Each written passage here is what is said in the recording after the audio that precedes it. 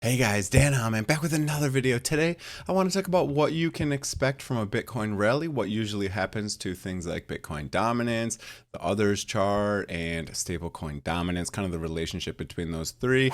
What kind of price targets I am still expecting for Bitcoin in the next couple months. So let's go. All right, very first thing, Bitcoin. What do we got going on? Not much of anything. If we go to the daily chart, you can see we have kind of broken out of this, and we are potentially right now holding support on top of this big 8-year resistance going all the way back to 2017. So if you draw that all the way out, you can see it goes all the way back down into here. So that's what we're kind of looking at right now.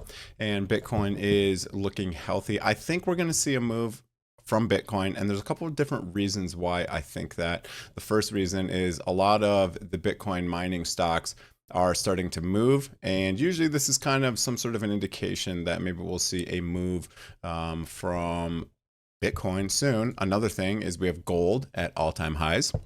We're going into the Fed meeting. Of course, there's going to be lots of volatility, but I do think we are going to go to the upside. Now, could we see a pullback from the FOMC meeting and then a big move up? Yes, of course, we could. You know, the moves are never straight up, but that's what we've got going on for gold.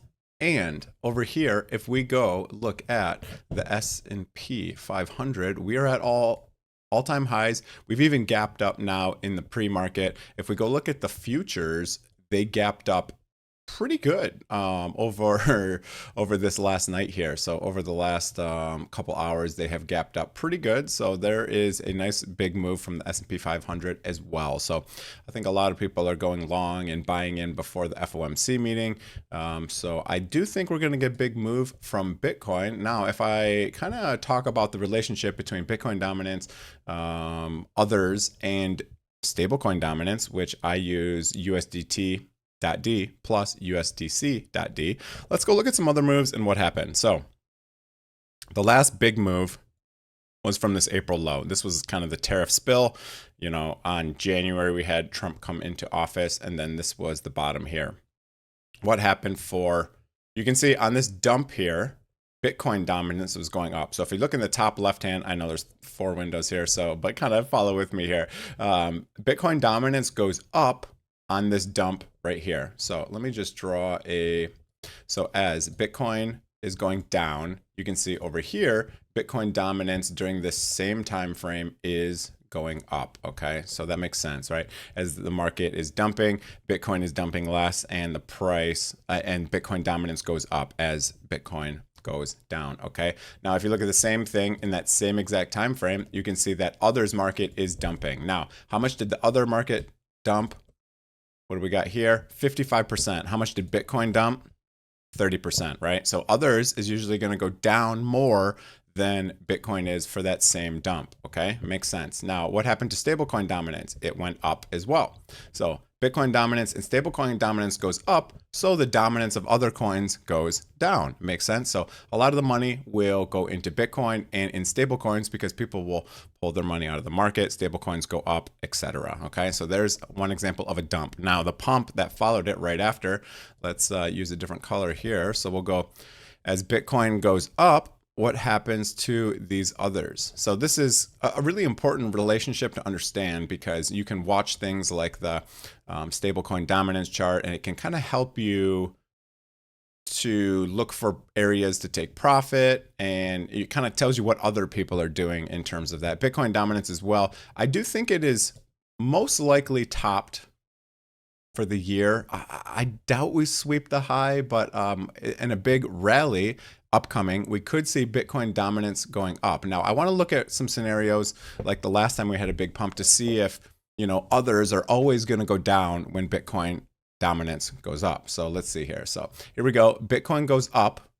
What happens to Bitcoin dominance? So if we go through that, basically that same exact thing. So if we go from, you can see pretty much it's been from about right here. You can see kind of the same thing, right? So as Bitcoin goes up, Bitcoin dominance goes up, right? So when Bitcoin dumps, Bitcoin dominance goes up. When Bitcoin pumps, Bitcoin dominance goes up. Now, the other market went up throughout this same time frame here as well. So we can draw a line like this and like this. So Bitcoin goes up how much? over this window, top, bottom to top, 66%. How about others? 78%, right? So others go up more when Bitcoin goes up, but they also dump more when Bitcoin goes down, okay? And then here you go. For stablecoin dominance, we kind of saw the same thing over the same window. Boom, price going down, okay? Because people are pulling their money out of stablecoins and putting it into other cryptocurrencies. Okay, so there's a good example. Now, another one was if we go all the way back to November of last year, this was when we saw a very large pump. This is basically the election. So if we draw a bar here on November 5th, my birthday, fun fact. There we go. So there is the election. We'll highlight that in white. So there we go. We saw a very large pump. What did we see from the other markets as well? So we draw a green line. Here we go. We had a nice pump of 60% on Bitcoin. Okay, so now over that same exact time frame, we'll go over here.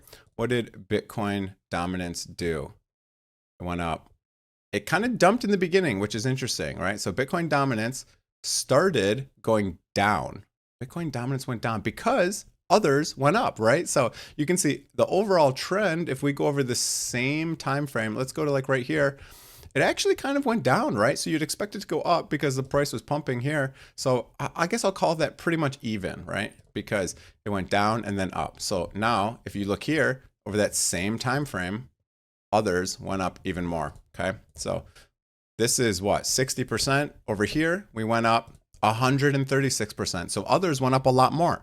So if we see a very large rally, I would expect altcoins to rally even more. And then, of course, if we go over here, during the same exact time interval, stablecoin dominance goes down, right? Because people are taking their money out of stablecoins and they're going into Bitcoin, others, everything else, okay?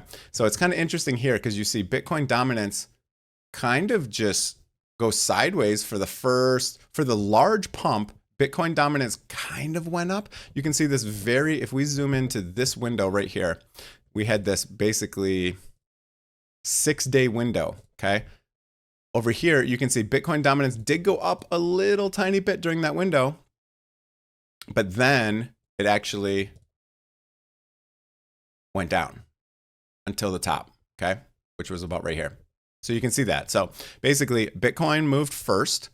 This brought Bitcoin dominance up. Others came up with it, and then the others market continued to rally a lot more, and Bitcoin slowed down, and that's why Bitcoin dominance went down. So this is kind of the move I'm expecting for the next large move. Now, is it going to happen this month? I don't know. It could be next month. It could be the month after. I'm expecting a very large move for Bitcoin, and I would like to see it follow this same time interval. Okay, so basically, Bitcoin gets a very large move, which kind of sucks the money into Bitcoin dominance, which is Bitcoin, right? People move their money into here. But I expect others to also go up with it. I don't expect them to dump. Sometimes you see that, you'll see that others will start to dump a little bit, like right here when you see the move started to happen. That's kind of what I'm expecting. And this is a very important relationship to understand, because it kind of just shows you how the money rotates from coin to coin. Again, I believe Bitcoin does the first run, then Ethereum, which we've already seen, and then you'll see the other high caps, Solana, XRP, etc. And then you'll see the money really go into others, start with the high caps, then the mid caps, then the low caps. So that's kind of what I'm expecting to see here. And yeah, that's going to be pretty much it for the video. I wanted to talk about this because I think it's a really important topic. I do have a bunch of leverage trades open.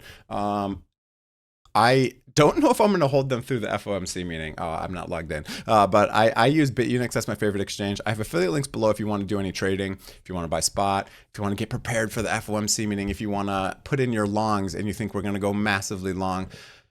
I think it's going to be a 50-50 here. I think we're either, it really also depends on what happens with Bitcoin coming into that meeting. So right now, let me go to like a more normal chart here. So right now you can see that we are kind of pumping over this last, couple weeks here. So we could potentially see a pullback from the FOMC meeting. It doesn't have to be. We could also see a big move up and then a pullback. So rate cuts are here in a couple of days. We have had the bull moon, which looks to play out again. It does seem to play out quite often. I think it just has to do with the cycles, and we have 60-day cycles and you have 30-day moon cycles. So it kind of lines up. So maybe we do see a continuation here, and then we do have a bear moon coming on the 21st. So maybe we see a pullback into this.